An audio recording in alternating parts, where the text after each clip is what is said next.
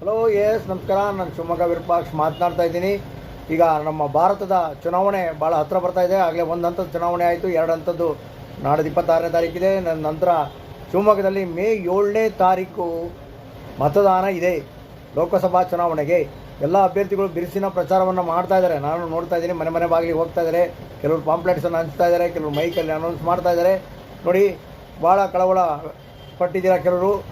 ನೋಡಿ, ನಿಮ್ಮದು election card ಕಳೆದೋಗಿದೆ ಅಂತ.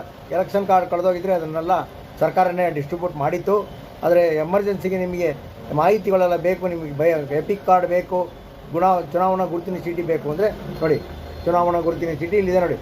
ಈ ಥರ ಚುನಾವಣಾ ಗುರುತಿನ ಚೀಟಿಯನ್ನು ನೀವು SDP ಸರ್ವಿಸ್ ಸೆಂಟ್ರಿಗೆ ಬಂದರೆ ಅಲ್ಲಿ ನಾನು ನಿಮಗೆ ಎಪಿಕ್ ಕಾರ್ಡ್ ಅಂತ ಚುನಾವಣಾ ಗುರುತಿನ ಚೀಟಿಯನ್ನು ತೆಗೆದುಕೊಡ್ತೀನಿ.